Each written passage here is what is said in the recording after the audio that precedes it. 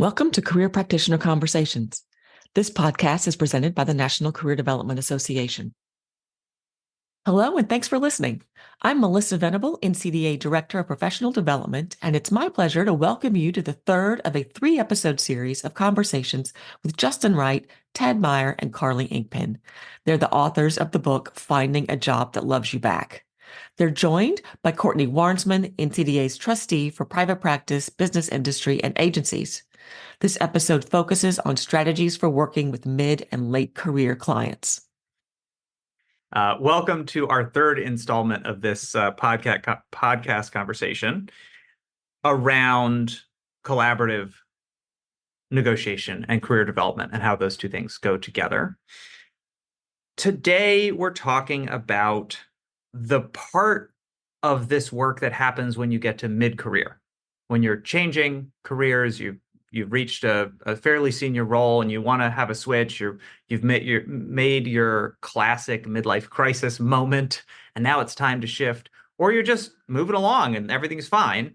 There's a conversation to be had around fulfillment and opportunity to take a step back and ask what really matters to you, where having some career support, coaching, counseling can be really helpful.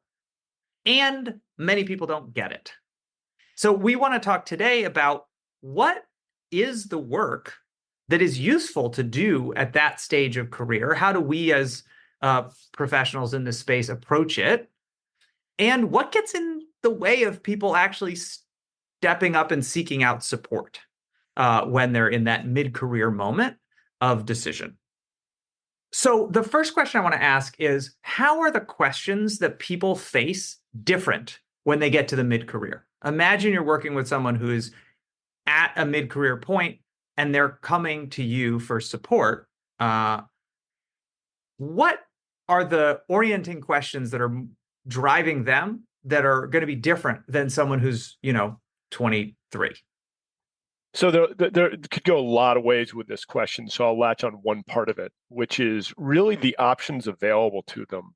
Because, well, first of all, first there's a mindset, then there's the options available to them. The mindset when someone's 23 is often, I could do anything. And if I say yes to one thing, I've got to say no to a whole bunch of stuff. That's overwhelming. And when people get to mid or later career, it often reverses. And it's, I'm a specialist in this one thing that I've been doing for 15 years. I can't do anything else. And so one thing is a hurdle to get over that.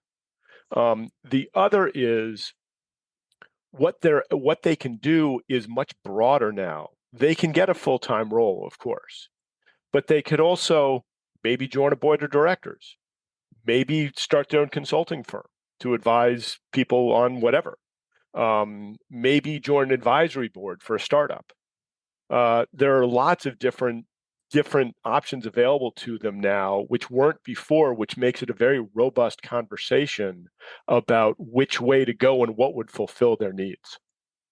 So a few things change. One of them is that people have much greater access to a variety of resources, which could be financial stability. It could be a network of other people to work with. It could be past experience and credibility. It could be credentialing. But early in our careers, we're often up against the challenge of not having access to the world we want to be a part of. And mid-career, that's often less of a problem unless you're making a wild change. And even then, you're likely to have more access than you would have, 20 years earlier. And another piece is that you are likely to have greater clarity of what you can do and have done, which can both be liberating in the sense that you don't feel a huge opportunity cost to every single choice as you might in the early career where you're like, but if I become an astronaut, then I can't be a doctor or whatever you're dreaming of being. But also it can be limiting because you imagine that if you have been doing accounting, you will forever do accounting. And it doesn't necessarily have to be like that. And as Ted said, that opens up a lot of questions. Do I want to be on a board? Do I want to do part-time work? Do I want to be an advisor? Do I want to shift my role within my organization? That there's some more room to play. Courtney, what would you add? I want to throw the word intentionality into this piece of things. Justin, you just said about people who've been in accounting, they've been doing it all their lives. And I often find myself having conversations with clients where we're talking about the fact that their career has sort of sucked them along. They did what they were supposed to do out of high school or out of college, and they've been promoted and they've followed people, followed managers. And now they're sort of in this place of uncertainty. And what I like to remind them of is how cool that for the first time in your life, you are having the opportunity to intentionally look for what you really want, both from job satisfaction, from money, everything else. And I see them a little bit relieved when they recognize that they're not out there on an island that, oh my gosh, how can I be 52 years old and not know what I want to be when I grow up yet? And so just shifting it to them, again, we've used the word agency several times, just, taking agency and realizing this is cool. I'm in charge here. I get to start making some choices about my own future that I just hadn't thought of before. I had just been cruising along, paying my bills, taking care of the family, and now I can do something different. Yeah, I'll add to that piece of the puzzle, Courtney, that being on the therapist end of these things, often I'm sort of operating in the fairly emotional realm with people. And there is, particularly for folks who have either kind of been pulled along by circumstances and maybe not had a lot of opportunities in the past to make super intentional choices, and they're finding themselves with that, being in that position for the first time, or people who've made choices based on a lot of constraints in the past. For example, really having limited options of what was doable in the past because of family needs, for example. And then as their children get older and their children have fewer needs, that, for example, they themselves might then have more opportunities available to them to think through for job options. Or just finding themselves with a new amount of new amount of openness and possibility. And at the same time, there often, I find, can be some real work that needs to be done around the emotional side of feeling like it's possible to give oneself permission to be intentional for the first time, or some real permission giving around, is it okay to even be thinking about a change? Is it okay to even be thinking about the possible costs and risks that might be associated with taking a leap at this particular stage in my life? And so there's just, there's some real work on finding compassion and some work on helping folks give themselves permission to be able to think expansively. And it's not my place to give anyone permission on what to do, but to find a place for them to be able to think more expansively. And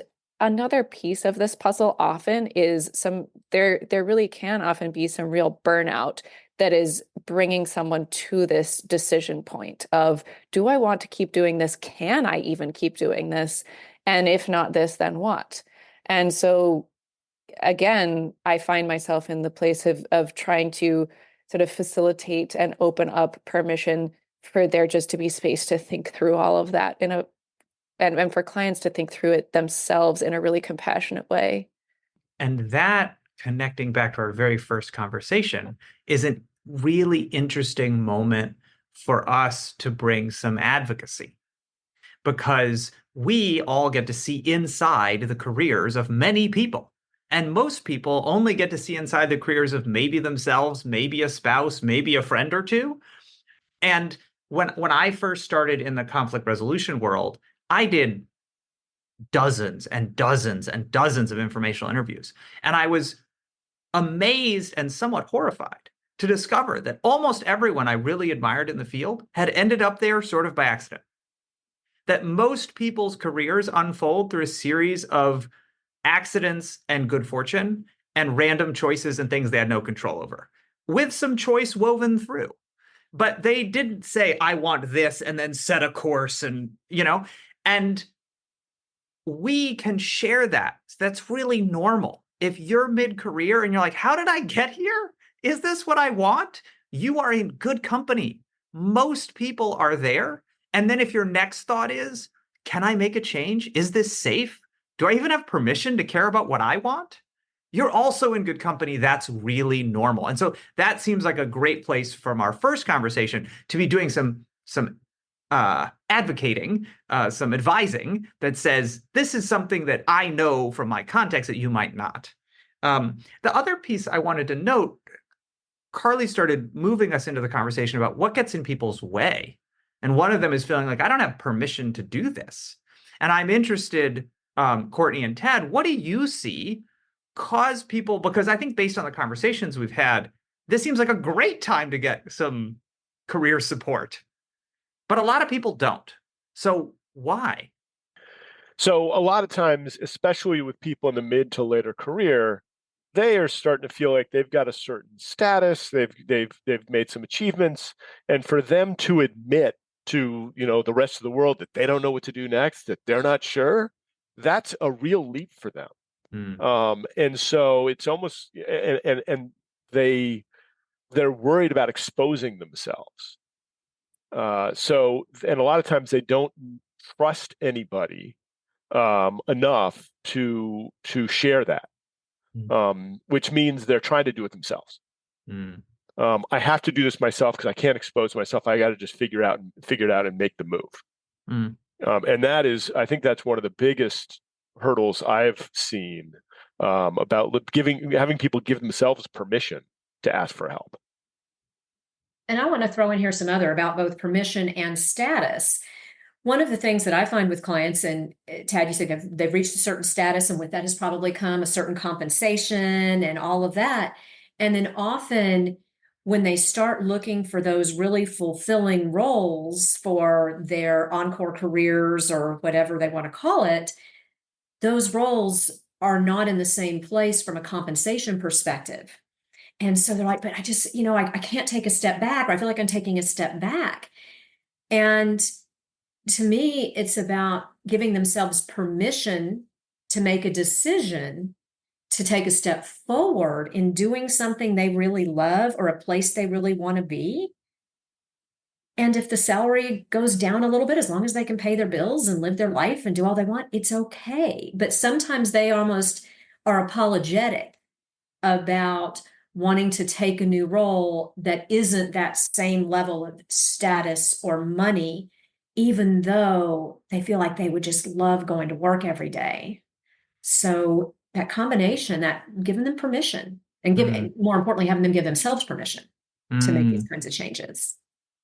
It seems like or several things that are supportive for the ways we see people getting stuck are normalizing this. Most people have some version of, wait, what am I doing here? And struggle to give themselves permission to make a change. That us being able to understand what they actually do care about, according to the point you're making, you want to be able to have a work life where you go into work overjoyed to be doing what you're doing. And that's more important to you right now than the status or the compensation. And so what would making choices based on that look like? All right, for us to, back to our first conversation, that very coaching skill set, understand what their needs are and demonstrate that there is a path to meeting them. And then also to normalize or even frame. I liked your language, Courtney, of saying, this isn't a step back, this is a step forward towards something you care about. And Tad, you were talking about the sort of shame of saying, like, I shouldn't need advice here. One of the phrases I use in my coaching a lot that I love, that I got from a coach I really admire, is, you can either ask for help or you can do it yourself, and you can't do it yourself. So what are you going to do? That there is this sort of this intrinsic interdependence of being human. Being alone for extended periods of time is deeply psychologically damaging to humans. Like, we are meant to be together in relationship, dependent on each other. And so to normalize that and say the most successful people are the ones who know how to lean on each other, not the ones who do it all alone. That's an illusion. That's a myth of our society. And so I want to close with asking the question to you all, so what's the coaching look like? How do you actually support? How do you counsel? How do you advise differently when you're working with someone at this phase? And I'll start by sharing a tool from the book that Tad, Carly, and I've written, the Finding a Job That Loves You Back, which we have taken from the facilitation world, which is called appreciative inquiry, where we frame the positive future focus. So rather than saying, what do I want to do next, which is a very focused question, we ask, what about what I'm doing now do I love that I want to have endure? And what do I want to be different going forward? And that forces a rigor towards questions of what is it I do want?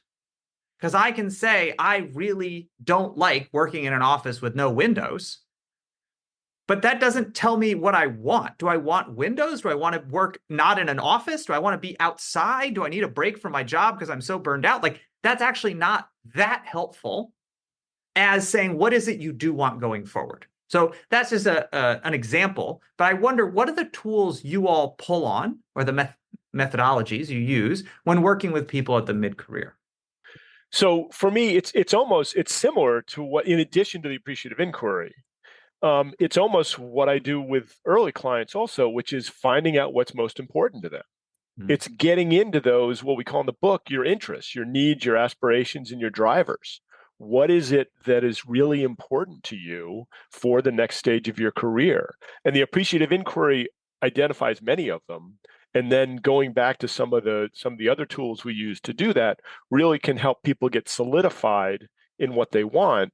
And then, because they are established, they've got this whole network that they didn't have when they were 23 that they can draw on to collaborate with to try to figure this out, which is really exciting. My go-to is the career construction interview that Mark Savickas is known for. For those of you who don't know it, our role as the facilitator of this is we're asking our clients questions that seemingly have nothing to do with career. You know, who were people you admired growing up? What are some of your favorite TV shows? These kinds of questions that just get them talking. And then our role is to listen for what they're saying between the lines that they don't even realize they're saying. You know, sometimes if I say to a client, well, you know, what's really important to you on the job? Like Justin said, they go down a negative. Well, I don't want this. Okay, well, what do want? But when we ask these questions in a very I don't even know what the word is. Well, ask the questions in a way that they're just answering questions about things they like and things they watch and where they like to be.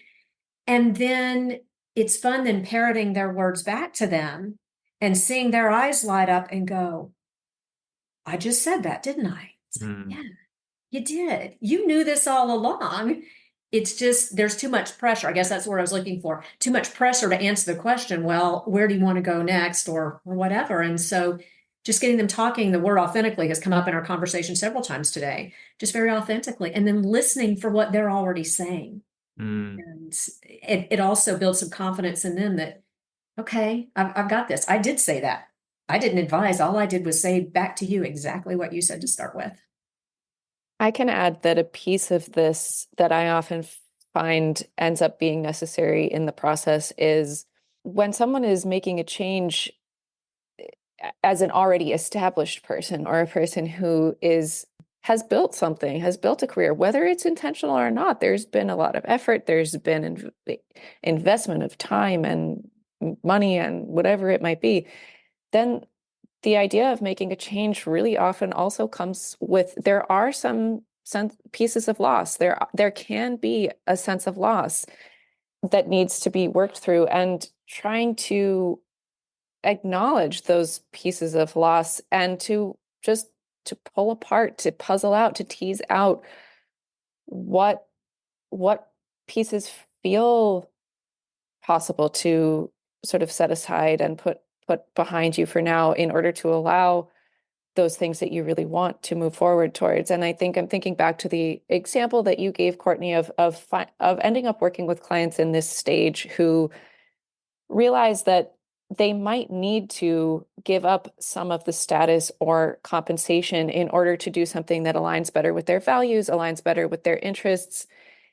And actually, I find myself often working with people in a sort of slightly reversed, people who are in helping professions, in the public sector, people who have been doing jobs that feel very important to them in terms of their values, but maybe they have just their entire career have struggled to make ends meet, or their entire career have felt overworked and underpaid, and they have excellent skills. They really care about what they're doing, but they just can't afford to struggle and barely make it anymore.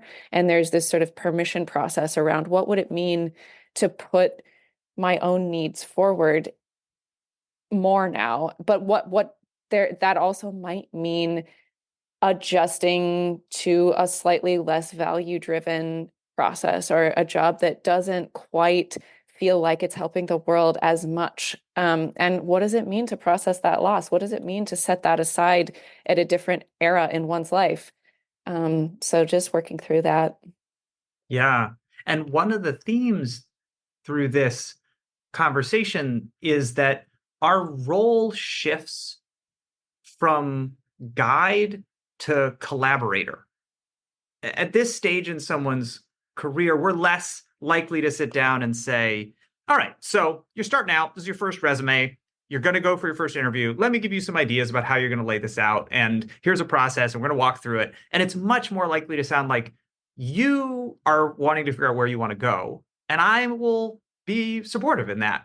And once you figured it out, you know so much more about the context of your industry than I do. I couldn't possibly give you advice. However, I know way more about negotiating than you do. And it's much more obvious that these are negotiations because your power and access are likely greater than they were before. Your expertise is greater than it was before. You obviously have something to offer. And so how do you frame that? How do you share it? How do you understand what they care about?